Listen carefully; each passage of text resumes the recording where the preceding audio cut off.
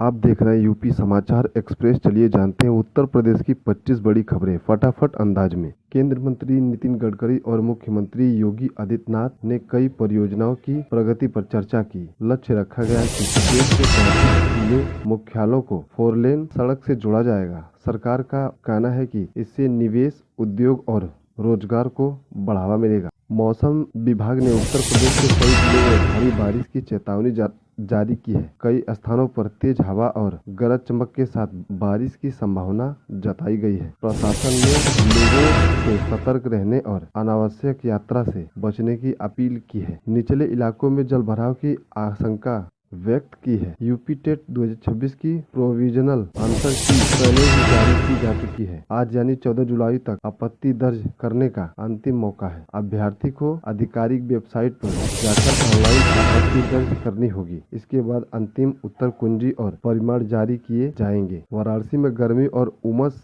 लगातार बढ़ रही है। तापमान लगभग 36 डिग्री सेल्सियस तक पहुंच गया है। मौसम विभाग के अनुसार पूरे सप्ताह अच्छी बारिश की संभावना कम है। लोगों को गर्मी से बचाव की सहायता दी जाएगी। मुख्यमंत्री कैशलेस चिकित्सक योजना के लिए आवेदन का आज अंतिम दिन है। शिक्षकों को ऑनलाइन आवेदन करना होगा। आधार से लिंक मोबाइल नंबर का उपयोग अनिवार्य बताया गया है। समय सीमा समाप्त होने के बाद आवेदन स्वीकार नहीं होंगे।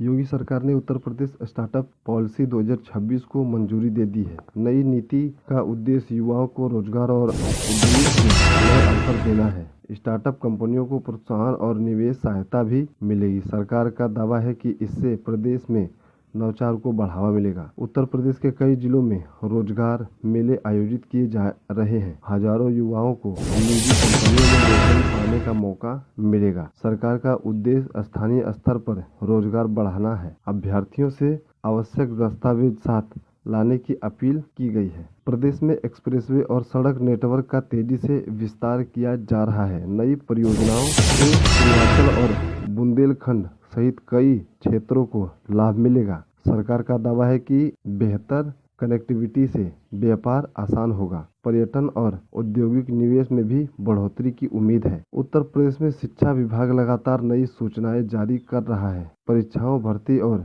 शैक्षणिक योग्यताओं पर तेजी से काम चल रहा है। अभ्यर्थियों को आधिकारिक वेबसाइट पर नजर बनाए रखने की सलाह दी गई है। नई अधिक सूचनाएं जल्द जारी होने की संभावना है। 14 जुलाई को प्रदेश के विभिन्न जिलों में राजनीति, अपराध, शिक्षा और मौसम की खबरें लगातार सामने आ रही हैं। लखनऊ, वाराणसी, कानपुर, आगरा और प्रयागराज सहित कई शहर चर्चा में हैं। अमर उजाला समेत कई मीडिया स्थान लाइव अपडेट जारी कर रहे हैं। दिन भर नई सूचनाएं आने की संभावना बनी है। उत्तर प्रदेश में भ्रष्टाचार के खिलाफ कार्रवाई जारी। आगरा के पूर्व आरटीओ RS यादव को आय से अधिक संपत्ति के मामले में गिरफ्तार किया गया। जांच एजेंसियों ने लंबे समय से इस मामले की जांच की थी। सरकार ने कहा कि भ्रष्टाचार के मामले में सख्त कार्रवाई जारी रहेगी। अयोध्या राम मंदिर ट्रस्ट से जुड़े दान मामले में सुप्रीम कोर्ट ने सुनवाई।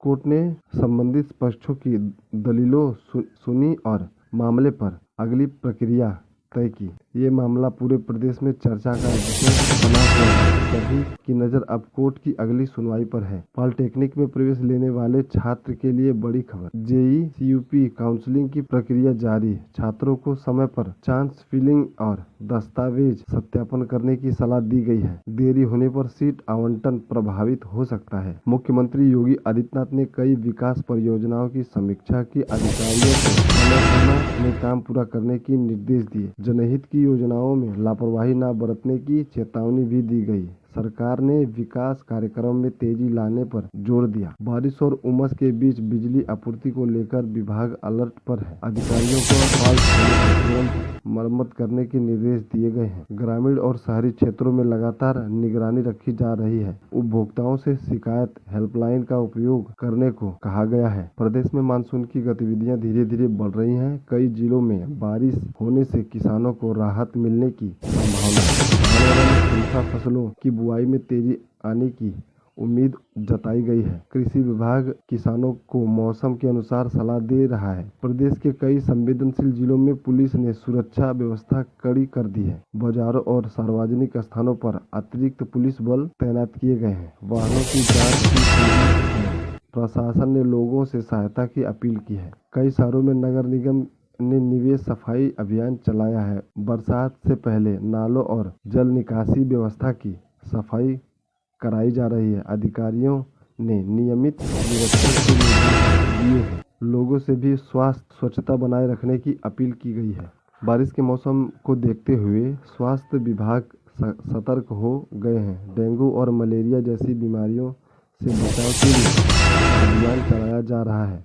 अस्पतालों को आवश्यक दवाइयां उपलब्ध रखने के निर्देश दिए गए हैं। लोगों से साफ सफाई रखने की अपील की गई है। प्रदेश के सरकारी स्कूलों में शैक्षणिक गतिविधियां तेज हो गई हैं। छात्रों की उपस्थिति बढ़ने और गुणवत्तापूर्ण शिक्षा पर जोर दिया जा रहा है।